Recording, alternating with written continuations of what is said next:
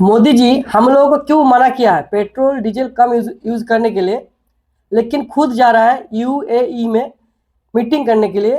किस लिए जा रहा है और भारत को क्या क्या फायदा होगा, इसके मैंने स्टेप बाय स्टेप ये वीडियो में दिया हो और समझाया हो। देखिए ये वीडियो क्या क्या हुआ है।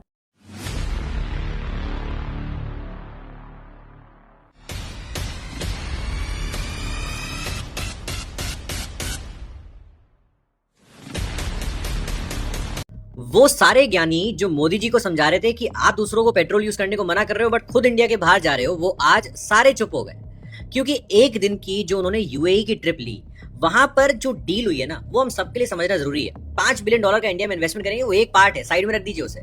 मेन पॉइंट ये है कि इंडिया का जो स्ट्रेटेजिक पेट्रोलियम रिजर्व था ना, जो कैपेसिटी है वो 39 मिलियन बैरल्स है, बट जितना अवेलेबिलिटी मार्च में थी वो थी 29 मिलियन बैरल्स। और जो यूएई ने पोटेंशियल कमिटमेंट किया है वो है 30 मिलियन बैरल्स का।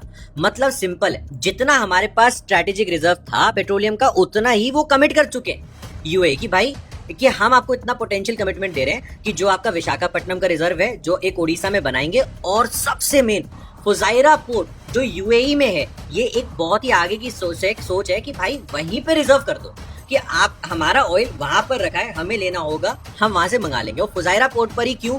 क्योंकि वो ना स्ट्रेट ऑफ हॉर्मुज के पूरे कॉर्नर से आगे है, ठीक है, इंडिया की साइड में, कि भाई चलो यहां से आना कंपैरेटिवली सेफर है जब तक उसे यूएस ना रोके। उसे ईरान के लिए रोकना मुश्किल हो जाएगा। दैट इज वाई ये बहुत ही इंटरेस्टिंग मूव है। और साथ में वहां की एक कंपनी के साथ एलपीजी पर भी डील हो गई है कि एलपीजी का भी एग्रीमेंट हुआ है, वो हमें प्रोवाइड करेंगे।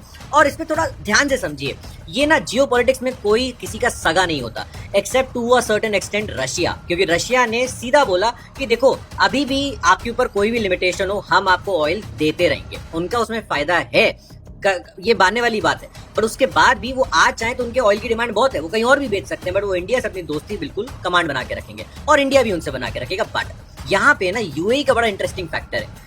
सऊदी अरेबिया जो है वो भी इंडिया का अच्छा दोस्त है, क्योंकि India non align policy follow करता है। बट यहाँ पे आप देखो ना, सऊदी अरेबिया की एक डिफेंस डील हुई पाकिस्तान के साथ, दोनों ने फॉलो नहीं करी, बट डील तो हुई ना।